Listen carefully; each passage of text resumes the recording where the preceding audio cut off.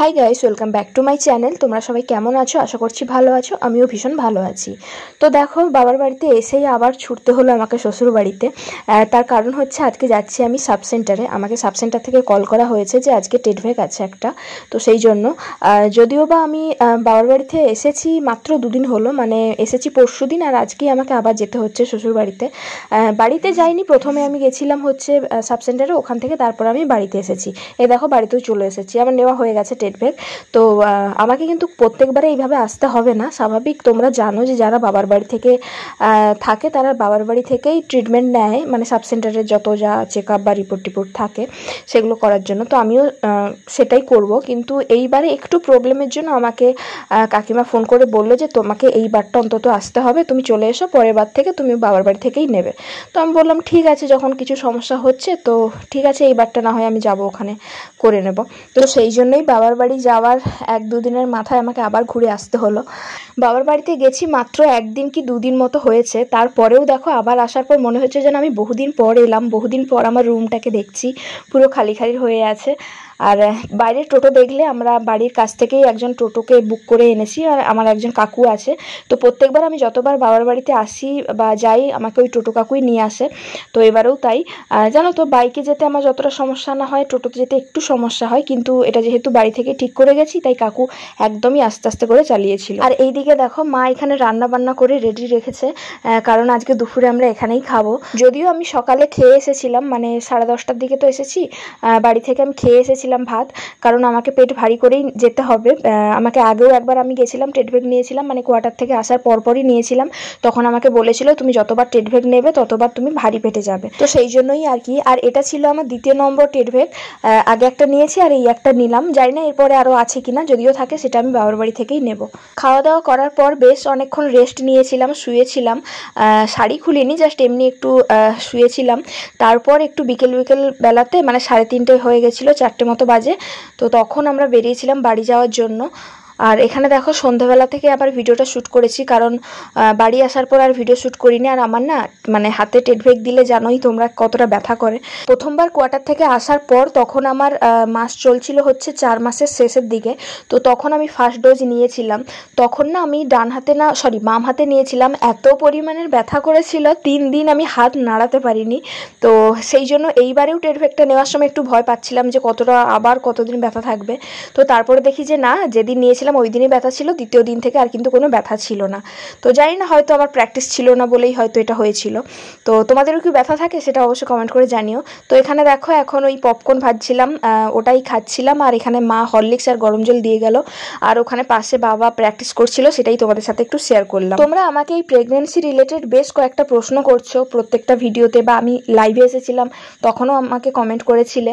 তো কিছু কিছু প্রশ্ন আমি ভিডিওর মাধ্যমেই দিয়ে দেবো উত্তর, আর কিছু কিছু প্রশ্নের উত্তর আমি একটা লং ভিডিও পোস্ট করে দেবো, তো সেগুলোর মাধ্যমে তোমরা পেয়ে যাবে। তো আজকে যেটা বলার ছিল, গাইনো ডক্টর নিয়ে কিছু কথা তোমাদের সাথে শেয়ার করব, তোমরা জানতে চেয়েছিলে। আর এখানে দেখো, এই যে হরলিক্স খাচ্ছিলাম, হ্যাঁ এই নিয়েও একটা প্রশ্ন করেছিলে যে আমি দুধ দিয়ে হরলিক্স খাই কিনা। না, আমি দুধ দিয়ে হরলিক্স খাই না, কারণ পুরো প্রেগনেন্সিতে আমি দুধটা একদমই হজম করতে পারছি না। তো আমি দুধটা একদমই খাই না, তাই আমি গরম জল দিয়েই খাই। আর গরম জল দুধ দুটোতেই খাওয়া যাবে, তোমাদের যেটা সুবিধা হয় তোমরাও সেটা খেতে পারো। আমি নর্মাল হরলিক্স আর গরম জল আর ওই কেশর দিয়ে খাই। তো যাই হোক, এখন চলো খেয়ে নিই, আর সাথে একটু গল্পের বইও পড়ি মাঝে মাঝে। আমি সন্ধ্যাবেলা করে বেশিরভাগটা রাতে ঘুমানোর আগে পড়ি, কারণ রাতে যখনই দেখি যে ঘুম আসছে না, গল্পের বই পড়লে আমার অটোমেটিকলি ঘুম চলে আসে। তাই পড়ি, মোটামুটি একটু আধটু করে পড়ি, আর নয়তো ফোনে কোনো গান চালিয়ে শুনি। তো এখনকার আমার এটা রুটিন হয়ে গেছে। পরে সবটাই তোমাদের সাথে শেয়ার করবো, রুটিনগুলো। তো যাই হোক, এখন চলো খেয়ে নিই, বাকি প্রশ্নের উত্তর তোমাদেরকে দেই। আর হ্যাঁ, বাপরে, এইখানে ভিডিওতে আমাকে যা মোটা লাগছে, আমি কিন্তু অতটাও মোটা নই। আমি নিজেই এখন ভিডিওটা দেখছি, এডিট করছি আর হাসছি যে আমাকে ভীষণ মোটা লাগছে। তো যাই হোক, চলো এখন তোমাদের প্রশ্নের উত্তরগুলো দেই। তোমরা আগের দিন একটা কমেন্ট করেছিলে যে গাইনো ডক্টর, মানে কমান্ড হসপিটালে গাইনো ডক্টর কবে কবে বসে। সপ্তাহে 4 দিন বসে, সোমবার, মঙ্গলবার, বৃহস্পতিবার আর শুক্রবার। আর সপ্তাহে 2 দিন ওটি হয়, ওটা হচ্ছে তোমার বুধবার আর শনিবার করে। আরও একটা কথা তোমাদেরকে জানিয়ে রাখি, আশা করছি সুবিধা হবে তোমাদের। মঙ্গলবার করে কিন্তু টোটাল পেশেন্টদেরই দেখা হয়, মানে গাইনো মানে তো শুধু প্রেগনেন্সি রিলেটেড নয়, আরও তো বিভিন্ন প্রবলেম হয় মানুষের, তো সেই সমস্ত কিছু পেশেন্টদের কিন্তু মঙ্গলবার করে দেখা হয়, আর মঙ্গলবার করে পেশেন্ট বেশি আসে। এবার হ্যাঁ, প্রেগনেন্ট যারা আছে তাদেরকে প্রথমে দেখা হয়। আর এটা বলে রাখি যে মঙ্গলবার করে বাকি সমস্ত পেশেন্টদের দেখা হয় বলে যে অন্যান্য দিন দেখা হয় না, সেটা কিন্তু আমি জানি না, এটা কিন্তু আমি শিওর নই, তাই এটা নিয়ে আমি আর কিছু বলছি না। তবে এটুকু বলে রাখি, মঙ্গলবার করে কিন্তু সমস্ত রকম পেশেন্টদের দেখা হয়। আমি এটা একজন নার্সকে জিজ্ঞেস করতে সেই বললো। এবার বাকি ডেটও হয়তো দেখা হয় বা নাও হতে পারে, সেটা আমি কিন্তু জানি না। মঙ্গলবার করে যেহেতু পেশেন্ট বেশি থাকে, সেই জন্য কিন্তু মঙ্গলবার 7টার পর থেকেই নাম লেখানো শুরু হয়ে যায়, কিন্তু বাকি দিনগুলোতে 8টার পর নাম লেখানো শুরু হয়। তেমনই আমি মঙ্গলবার দিনও একবার গেছিলাম, তখন দেখলাম যে ডাক্তার বসে 9টার পর থেকে, কিন্তু অন্যান্য দিন আবার গেছিলাম তখন দেখলাম যে 10টার পর থেকে বসে। তো যাই হোক, আমি তো 2বারই গেছি, তাই 2বারই বিভিন্ন আলাদা এক্সপিরিয়েন্স হয়েছে। বাকিদের থেকে যেটুকু শুনে জানলাম সেটুকুই তোমাদের সাথে শেয়ার করলাম। তবে হ্যাঁ, ডাক্তার কবে কবে বসে সেটা কিন্তু আমি চার্ট দেখেই তোমাদেরকে বললাম। তো তোমরা চেষ্টা করবে সকাল সকাল যাওয়ার, আর সকালে গেলে কী হয় বলো তো, নামটা তাড়াতাড়ি লিখিয়ে দিলে তো তারপর পরই তোমাদের চেক আপটাও তাড়াতাড়ি হয়ে যাবে। আর যদিও বা খুব যে ভিড় হয়, অনেকক্ষণ বসে থাকতে হয়, তা কিন্তু নয়। অনেকগুলো গাইনো ডাক্তার বসে, অনেকগুলো কেবিন আছে, আর প্রত্যেকটা কেবিনে কিন্তু 2-3টে করে গাইনো ডাক্তার থাকে, তাই ঝটপট করেই চেক আপ হয়ে যায়, বেশিক্ষণ বসতে হয় না। তো যাই হোক, তোমাদেরকে জানিয়ে দিলাম, আশা করছি তোমাদের সুবিধা হবে। কারণ আমিও যখন প্রথম গেছিলাম না, দোটানাই ছিলাম, কাকে জিজ্ঞেস করব কি করব।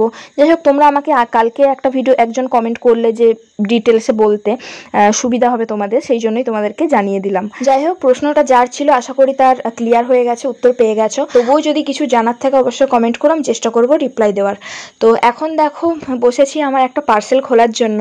তো আমার যে আগের স্ট্যান্ডটা ছিল সেটা খারাপ হয়ে গেছে, সেটা আমার অনেক দিনের স্ট্যান্ড, বিয়ের আগের, আর সেটার কোয়ালিটিও একটু নড়বড়ে ছিল, খুব একটা শক্তপোক্ত ছিল না। কিন্তু এটার থেকে সেটার দাম আবার বেশি নিয়েছিল, কারণ রিং লাইট ছিল সেই জন্য হয়তো। সেটার দাম আমার 1800 টাকার মতো নিয়েছিল, আর এই স্ট্যান্ডটা নিয়েছে আমার 1500 টাকার মতো। আর ভীষণ ভালো কোয়ালিটি, ভীষণ। এটা হচ্ছে ডিজিটেক কোম্পানির, এত ভালো কোয়ালিটি কি বলবো। তো দেখো, খুলে তোমরা দেখলেই বুঝতে পারবে যে কোয়ালিটিটা কতটা সুন্দর। আর এই স্ট্যান্ডটা কিন্তু আসার পর আমি ইউজ করেছি, দেখেছি ভীষণই মানে সুবিধা হয় আমার ভিডিও করতে। তো সেই জন্যই যাই হোক, একটা স্ট্যান্ডের আমার খুব দরকার ছিল, তো এটাই অর্ডার করেছিলাম, তাই আজ এলো, খুলে তোমাদের সাথে শেয়ার করলাম। তো যদি তোমাদের কারোর দরকার হয় বলো, আমি কমেন্টে লিঙ্ক দিয়ে দেবো।